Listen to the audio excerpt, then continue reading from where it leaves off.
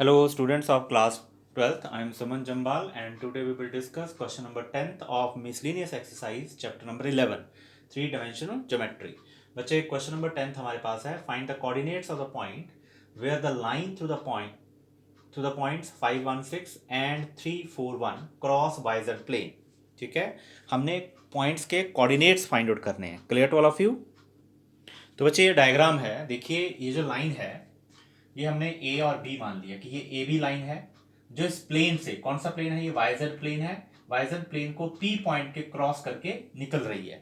तो हमने क्या करना है, पी पॉइंट के कोऑर्डिनेट्स फाइंड आउट करने हैं. ये जो पी पॉइंट है ये लाइन ए बी पे और इस वाइजर प्लेन दोनों के ऊपर लाई करता है. This is the common point of this line A B and this plane YZ plane. Clear to all of you? तो स्टार्ट करते हैं क्वेश्चन को. सबसे पहले हमने इस ए बी लाइन की इक्वेशन निकालनी है जो इन ए और बी दो पॉइंट से पास करती है. Clear to all of you? The equation of the line passing through point A and B. Clear to all of you? तो बच्चे equation of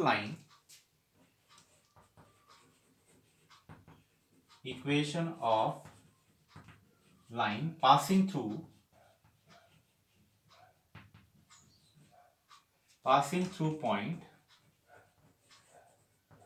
point A of coordinate 516 and B of coordinate 3, 4 and 1. ठीक है, उस line की equation निकालनी है जो इन दो पॉइंट से पास करती है. तो जो पहला पॉइंट जहां से लाइन पास करती है उसके कोऑर्डिनेट हम मान लेते हैं x1, y1 और z1. वो पॉइंट, दूसरा पॉइंट जहां से लाइन पास करती है उसके कोऑर्डिनेट x2, y2 और z2. Clear to all of you? तो इक्वेशन ऑफ लाइन क्या होती है, जो किन्हीं दो पॉइंट से पास करती है. कार्टेशियन फॉर्म में लिखेंगे x माइनस x1 अपॉन, यहां डायरेक्शन रेशियो आती है तो उसको हम कैसे निकालते हैं, x2 माइनस x1 के y minus y1 divide by y2 minus y1 और z minus z1 upon z2 minus z1. Clear to all of you? This is the equation of line which passes through two given points. Clear? Cartesian equation है ये. तो x minus x1 कितना है, 5 और x2 हमारे पास है 3 minus 5. Next है y minus y1 that is 1 और y2 है 4 माइनस 1 और z माइनस z1 है 6 और z2 1 माइनस 6.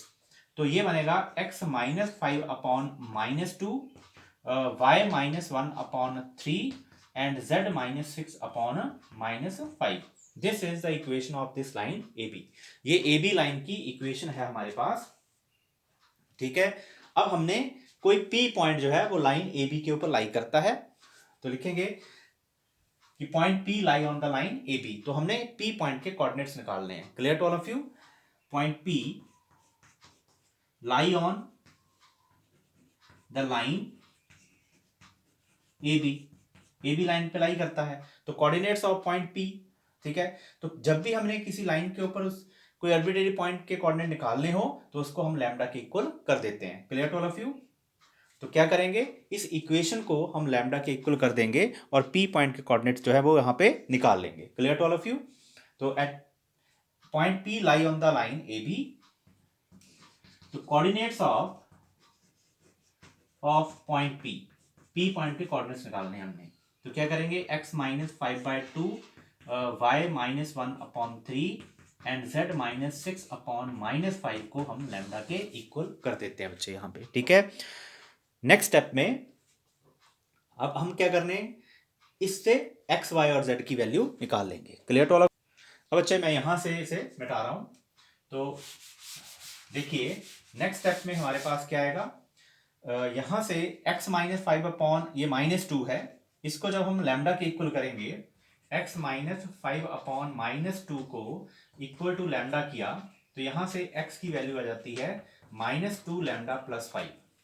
ठीक, सेकेंड स्टेप में जब हम y माइनस 1 अपॉन 3 को लैम्डा के इक्वल करेंगे तो यहां से y की वैल्यू आएगी 3 लैम्डा प्लस 1.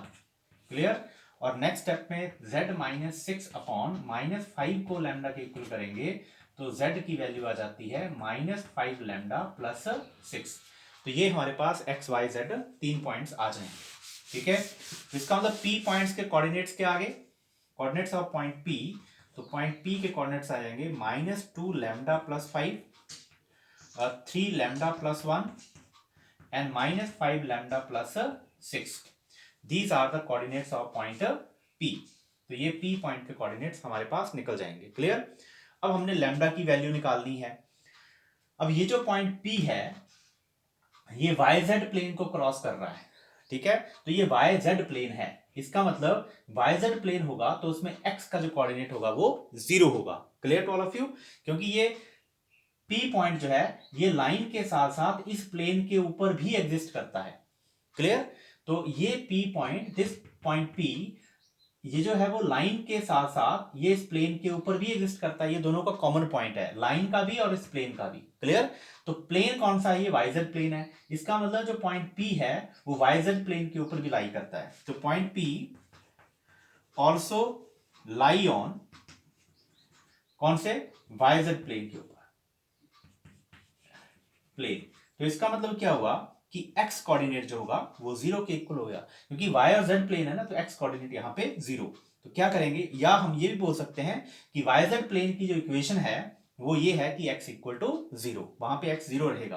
तो इसका मतलब जो P पॉइंट का x कोऑर्डिनेट है वो है -2 lambda plus 5 is equal to 0 के इक्वल कर देंगे.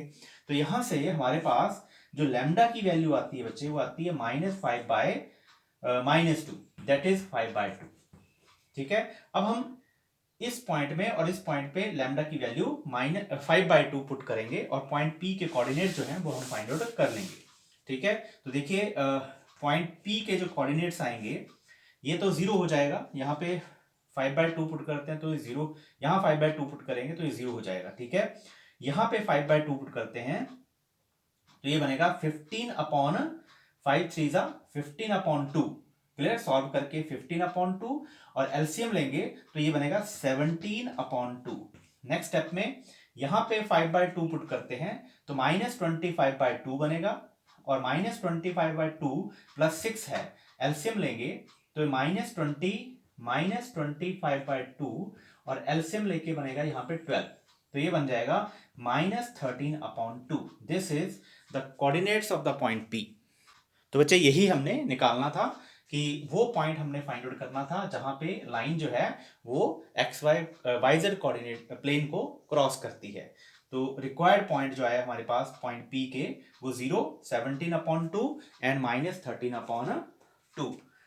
Clear to all of you. Thanks for watching. This is the answer of this question.